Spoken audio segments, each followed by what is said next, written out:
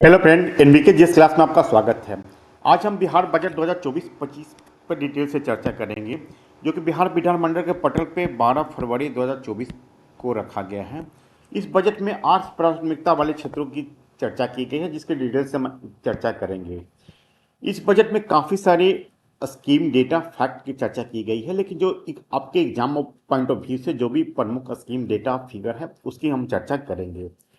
तो हम बजट के आकार पे आते हैं, तो जो बिहार का जो बजट आकार है वो 2,78,725 करोड़ रुपए का है, जो कि पिछले वित्तीय वर्ष के बजट से लगभग 17 करोड़ रुपया अधिक है। यहाँ पे हम लोग देखते हैं कि बजट का आकार जो में दो पार्ट होता है, एक होता है वार्षिक स्कीम, दूसरा होता है स्थापना प्रतिबद्ध व्यय। तो वार्षिक स्कीम क्या होता है, पहले इसको समझ आप लीजिए कि वार्षिक स्कीम के तहत जो सरकार की कल्याणकारी जो स्कीम है, इसके अलावा जो पूंजीगत व्यय जैसे रोड बिल्डिंग बनाया वो होता वार्षिक स्कीम में। स्थापना में प्रतिबद्ध व्यय मतलब कमिटेड, जो गवर्नमेंट के जो लाइबिलिटीज है, कमिटेड लाइबिलिटीज, वो स्थापना में प्रतिबद्ध व्यय में आता है। इसमें देखते हैं सैलरी, पेंशन हो गया, ऑफिस का जो खर्च है वो स्थापना में प्रतिबद्ध व्यय में आता है। तो वार्षिक स्कीम जो 1 लाख करोड़ रुपए का रखा गया, जो कि पिछले वित्तीय वर्ष के समान ही है। यहाँ पे हम लोग देखते हैं कि स्थापना में प्रतिबद्ध व्यय 1,78,706 करोड़ रुपया बना, लगभग 1,700 करोड़ रुपया अधिक, 17,000 करोड़ रुपया अधिक बढ़ाया गया है। अभी हम लोग परसेंटेज में आते हैं, तो जो स्थापना में प्रतिबद्ध व्यय 64.12% है। इसके अलावा जो हम लोग देखते हैं वार्षिक स्कीम वो 35.88, मतलब जो मेजर पोर्शन जो होता है आधे से अधिक, लगभग 1.6 टाइम ज़्यादा, वो गवर्नमेंट ऑफ बिहार का सैलरी, पेंशन तो ऑफिस में ही खर्च हो जाता है। अब हम देखते हैं कि जो बजट का आकार 2,78,725 है, लेकिन पैसा आएगा कहाँ से। तो जो पैसा, जो मेजर पैसा आता है वो होता है गवर्नमेंट का जो टैक्स कर राजस्व है, दूसरा होता है नॉन कर राजस्व, तीसरा होता है गवर्नमेंट ऑफ इंडिया में जो संघीय करों में राज्यों की हिस्सेदारी है, वो मेजर पोर्शन आता है। लगभग 50% जो पैसा आता है वो इसी से आता है। तो जो कुल रेवेन्यू रिसिप्ट है 2,26,798 करोड़ रुपया। इसमें जो मेजर बिहार को जो प्राप्त होता है बिहार के रेवेन्यू से, वो है टैक्स रेवेन्यू, जो कि 54,300 रुपया, जिसमें भी मेजर जो पोर्शन होता है वो वाणिज्य कर, जो जीएसटी के रूप में मतलब पैसा प्राप्त होता है स्टेट गवर्नमेंट को, वो होता है 42,550 रुपये वाणिज्य कर, 7,500 रुपया स्टैंप एवं निबंधन शुल्क, जो कि हम लोग देखते हैं कि जो जमीन की खरीद बिक्री पर जो रजिस्ट्रेशन शुल्क, निबंधन शुल्क लगता है। तीसरा है रोड टैक्स एवं जो वाहनों पर जो टैक्स होता है, गाड़ी पे जो टैक्स लगता है वो परिवहन टैक्स हो गया। तथा चौथा जो 600 करोड़ रुपया मात्र लगान की वसूली से आता है। जो बिहार का दूसरा जो मेन सोर्स है वो गैर कर राजस्व है, जो कि बिहार के अपने सोर्स से प्राप्त होता है, वो है 7,325 करोड़ रुपये, जिसमें मेजर होता है वो होता है 3,500 रुपये खनन। खनन में भी मेनली जो बालू और पत्थर है यहाँ पे। जो मेजर जो बोले और 50% टैक्स रेवेन्यू जो प्राप्त होता है वो संघीय करों में राज्य की हिस्सेदारी से लगभग 1,13,011 करोड़ रुपया।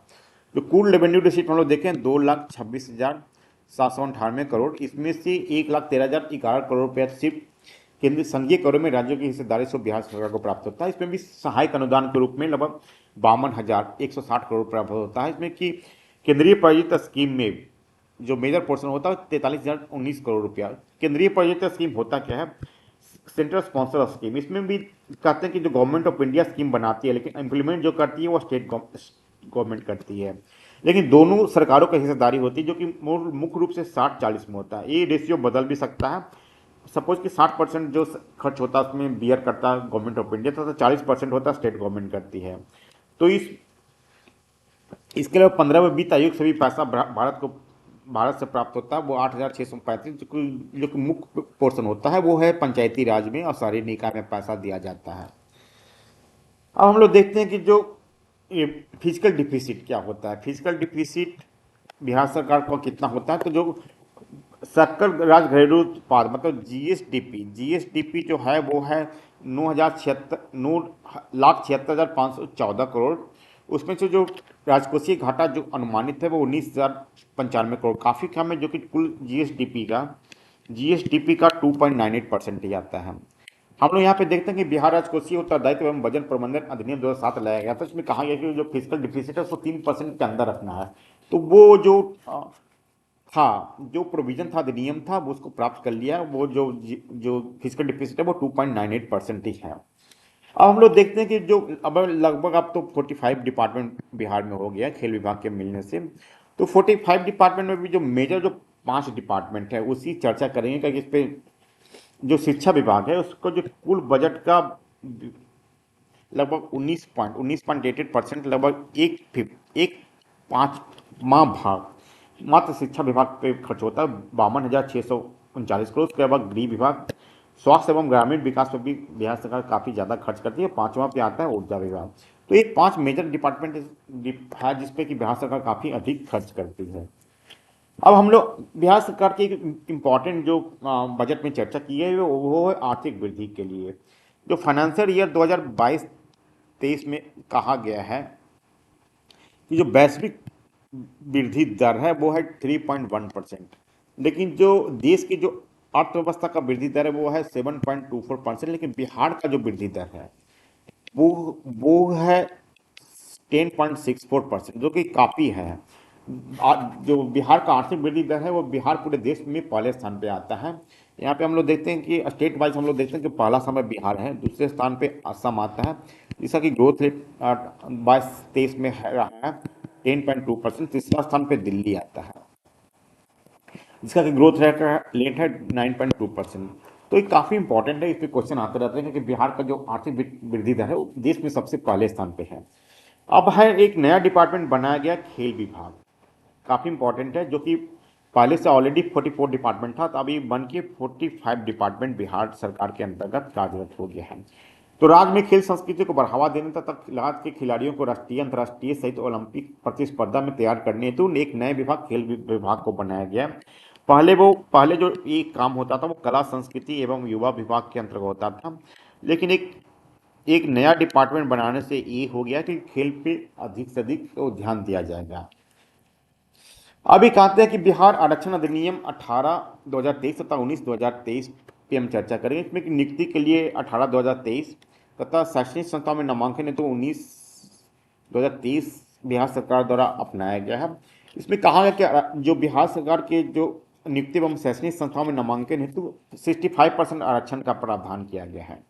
65%, इसमें एस सी के लिए 20, एस टी के लिए 2%, ईबीसी के लिए 25% तथा ओबीसी के लिए 18%। सबसे अधिक जो आरक्षण दिया गया है वो अति पिछड़ा वर्ग, जो जाति आधारित जनगणना हुआ है उसमें सबसे अधिक जो पॉपुलेशन वो अति पिछड़ा वर्ग का ही, इसलिए इसको आरक्षण दिया गया है। इसके अलावा ईडब्ल्यूएस इकोनॉमिक वीकर सेक्शन के लिए जो समान जाति के लोग हैं में से जो इकोनॉमिक आर्थिक रूप से जो कमजोर है उनको 10% आरक्षण दिया था। टोटल 65+10, टोटल 75% बिहार में आरक्षण की सीमा लागू किया गया है। इसके अलावा कहा गया कि राज्य सरकार के द्वारा बिहार राज्य के सभी सरकारी सेवाओं संवर्गों में दिव्यांगजनों के लिए 4% आरक्षण, जो कि 36 आरक्षण है, शायद 4% जो दिव्यांगजन के लिए रखा गया है। 36 आरक्षण यानी हॉरिजॉन्टल आरक्षण, मतलब जो आरक्षण दिया गया उसी में से दिव्यांगजन को भी आरक्षण मिलेगा, वो कि 4% होगा। अब हम लोग जो 8 प्राथमिकता वाले क्षेत्र की जो चर्चा इस बजट में की गई है वो उस पर हम लोग आते हैं। जो पहला जो प्राथमिकता वाला क्षेत्र है वो नियुक्ति एवं रोजगार। हम लोग देखते हैं कि जो सात नीचे पार्ट टू में कहा गया है कि लगभग 20 लाख युवाओं को रोजगार दिया जाएगा। इसी कड़ी में जो शिक्षक की नियुक्ति की है, इसमें प्रथम चरण में 1,02,515 तथा दूसरे चरण में 97,000 शिक्षकों की नियुक्ति की गई है। इसके अलावा बिहार लघु उद्यमी योजना काफी इंपॉर्टेंट है, इसमें एग्जाम में आपको हमेशा पूछे जा सकते हैं। इसमें आप इसमें कहा गया कि लगभग जो जाति आधारित सर्वेक्षण जो भी हाल में हुए हैं उसमें बिहार राज्य में लगभग 94 लाख परिवार ऐसे हैं जो कि आर्थिक रूप से गरीब चिन्हित किए गए हैं। तो ये परिवार के कम से कम एक सदस्य को 2 लाख रुपये स्वरोजगार करने हेतु अनुदान के रूप में दिए जाने का प्रोविजन बिहार लघु उद्यमी योजना के तहत किया गया है। तो काफी इंपॉर्टेंट है, इसको याद रखिए। अब है कि मेडल ऑफ नौकरी पावर योजना। तो इसका उद्देश्य है कि जो देश एवं विदेश स्तर पे जो बिहार का नाम रोशन करने वाले खिलाड़ियों को नियुक्ति पत्र प्रदान करना, जिससे कि खेलों में और लोगों को प्रोत्साहन मिल सके। तो अभी हाल में लगभग 71 खिलाड़ियों को नियुक्ति पत्र देकर सरकारी जॉब उनको दिया गया है, जिसमें कि लगभग ग्रुप बी तथा सी में मुख्य रूप से इनको जॉब दिया गया है। तो ये काफ़ी इंपॉर्टेंट है, मेडल लाओ नौकरी पाओ। अगर कोई भी बिहार के लोग मेडल लाते हैं राष्ट्रीय एवं अंतर्राष्ट्रीय स्तर पे, तो वो उनको बिहार सरकार में जॉब दिया जा सकता है। अब है कि महिला सशक्तिकरण स्कीम काफ़ी सेकंड नंबर पे प्राथमिकता वाले क्षेत्र हैं, जिसमें कि ये है कि एक स्कीम है स्वच्छांगनी परियोजना, काफ़ी इंपॉर्टेंट है, जो कि महिलाओं को उद्योग से जोड़कर उनको स्वरोजगार के अवसर प्रदान करने हेतु ये स्कीम लॉन्च किया गया है। इसमें हम लोग देखते हैं कि महिला सशक्तिकरण के अंतर्गत नगर निगम पटना में स्लम में मतलब झुग्गी झोपड़ी में रहने वाली महिलाओं को उद्यमिता को बढ़ावा देने हेतु इस स्वच्छांगनी परियोजना शुभारंभ किया गया है। ये महिलाएं हैं जो गणतंत्र दिवस 2024 पे जो गणतंत्र दिवस 2024 के अवसर पर विशेष अतिथि के रूप में आमंत्रित इनको किया गया है। जो नगर निगम पटना के स्लम में रहने वाले जो महिलाओं को स्वच्छाग्नि परियोजना से जिनको जोड़ा गया था, उनको गणतंत्र दिवस 2024 के अवसर पर विशेष अतिथि के रूप में आमंत्रित किया गया है। अब जीविका की चर्चा हम ऑलरेडी पहले भी कर चुके हैं। इसमें प्रमुख जो फैक्ट है वो है यही है कि 10.47 लाख स्वास्थ्य एसएचजी बनाया गया है, जिसमें लगभग 1 करोड़ 30 लाख से अधिक महिलाओं को जोड़ा गया है। इसे 195 दीदी के रसोई का संचालन जीविका के द्वारा किया जाए, इसमें लगभग 82 हेल्थ डिपार्टमेंट के माध्यम से जो डिफरेंट अस्पताल हैं वहाँ पे दीदी के रसोई के द्वारा रोगियों को भोजन दिया जा रहा था। जो 81 जो SC ST जो आवासीय विद्यालय है वहाँ पे भी दीदी के रसोई के माध्यम से छात्रों को भोजन दिया जा रहा तथा 29 अन्य संस्थानों में मिलाकर 194 जो दीदी का रसोई का संचालन अभी बिहार में किया जा रहा है। इसके अलावा कोयबर तथा गौरव में जीविका दीदी के द्वारा सिलाई घर का संचालित किया गया, जिसमें लगभग 700 से अधिक महिलाओं जीविका दीदियों को के द्वारा सिलाई मशीन चलाया जा रहा है। हम यहाँ पे देखते हैं कि बिहार पुलिस एकेडमी राजगीर में ट्रेनिंग के दौरान जो अभ्यर्थी आते हैं उनकी सिलाई भी जीविका दीदी के द्वारा ही किया जा रहा है। अब तीसरा पे आते हैं कि जो विभिन्न वर्गों का कल्याण के लिए इसमें इंपॉर्टेंट जो स्कीम है मुख्यमंत्री बास आश्रय क्रय योजना, जिसमें कि आवासहीन एवं भूमिहीन परिवारों को जमीन क्रय करने हेतु अनुदान दिया जाता है। हम लोग देख रहे थे कि पहले इनको 60,000 रुपया दिया जा रहा था, जिसको कि इस बजट में बढ़ा के 1 लाख रुपया किया गया है। जो कि आवासहीन एवं भूमिहीन परिवार हैं उनको जमीन खरीदने के लिए 1 लाख रुपया अनुदान के रूप में दिया जाएगा। ये अब दूसरा है जन नायक कर्पूरी ठाकुर छात्रावास चुनना। सभी जिलों में एक एक छात्रावास की स्वीकृति दी गई है। BRT ऑलरेडी संचालित हो चुका है, जिसमें 36 का निर्माण हुआ है, 2 अभी निर्माण किया जा रहा है। तो सभी जिलों में एक एक छात्रावास की स्वीकृति दी गई है। अब आते हैं मुख्यमंत्री अत्यंत पिछड़ा वर्ग सिविल सेवा प्रोत्साहन योजना।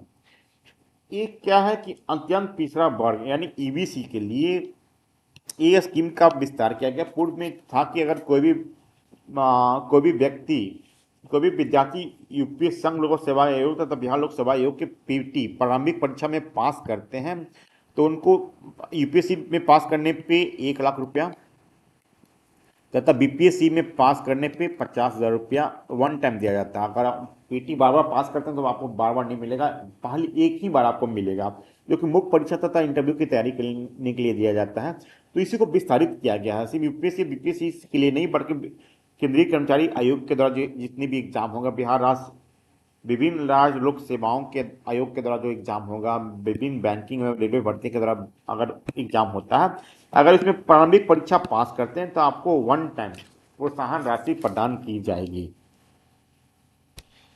अब एक स्वास्थ्य पर क्षेत्र में हम लोग देखते हैं कि अभी 13 सरकारी मेडिकल कॉलेज संचालित है, तो 15 नए कॉलेजों को खोला गया। अभी हम लोग इसमें देखते हैं कि जितने भी सरकारी हॉस्पिटल उसको बेड का क्षमता भी बढ़ाया जा रहा है। जैसे PMCH में हम लोग देखते हैं 5,662 बेड क्षमता बनाया गया। IGIMS में लगभग 2,500 और जितने भी प्रमुख हॉस्पिटल है उसमें 2,500 क्षमता की हॉस्पिटल को विस्तारित किया जा रहा है।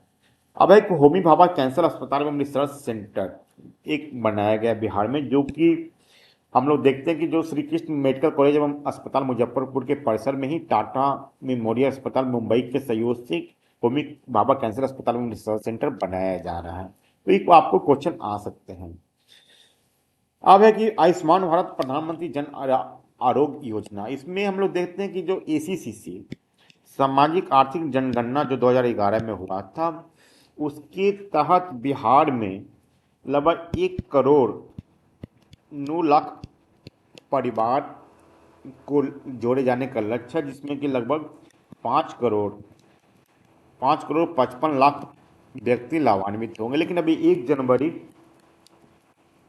2024 तक लगभग 40 लाख परिवारों को जोड़ा गया, जिसमें कि लगभग 86.59 लाख व्यक्ति शामिल हैं। तो ये डेटा हम इसलिए बता रहे हैं कि आपको अगर मेंस में एग्जाम आता है तो इसको आप कोट कर सकते हैं। तो इसमें हम लोग देखते हैं कि प्रति वर्ष लगभग 5 लाख रुपये प्रति परिवार को निःशुल्क चिकित्सा सुविधा उपलब्ध कराया जाएगा आयुष्मान भारत प्रधानमंत्री जन आरोग्य योजना के तहत। अब आते हैं शिक्षा पर क्षेत्र में मुख्यमंत्री नारी शक्ति योजना अंतर्गत सिविल सेवा प्रोत्साहन योजना। अभी इसकी चर्चा हम पहले अभी किए हैं। इसमें भी यूपीएससी जितने भी जनरल कैटेगरी तथा ओबीसी की जो महिलाएं हैं उनको यूपीएससी तथा बीपीएससी पास करने पे, पीटी प्रारंभिक परीक्षा पास करने पे 1 लाख रुपया तथा बीपीएससी परीक्षा पास करने पे 50,000 रुपया अनुदान स्वरूप दिया जाएगा, जिससे कि वो मेंस तथा इंटरव्यू की तैयारी सही तरीके से कर सकते हैं। अरे बापू परीक्षा सभागार जो ये 5 एकड़ जमीन में कुमारपट्टनम में बनाया गया, जिसमें एक ही टाइम में 20,000 से अधिक व्यक्ति बैठ के एग्जाम दे सकते हैं। तो ये सब कुछ डेटा है जिसकी चर्चा मैं यहाँ पे आपके सामने कर रहा हूँ। अब है कि कृषि एवं ग्रामीण विकास। तो अभी चतुर्थ रोड मैप कृषि रोड मैप की चर्चा 2023 से 28 के लेकर अभी हाल ही में लॉन्च किया गया है, जिसमें कि दलहन तेलहन तथा पोषक अनाज के विकास पर विशेष बल दिया गया है। हमने देखते हैं कि बीज के उत्पादन से लेकर बीज की उपलब्धता सुनिश्चित करने के लिए किसानों के बीच से निजी क्षेत्र की भागीदारी बढ़ाने पर इसमें बल दिया गया है। तो ये चौथा कृषि रोड मैप है। पहला जो कृषि रोड मैप था वो है 2008 से 12 के बीच में। जो दूसरा कृषि रोड मैप था वो 2012 से 17 के बीच में चला।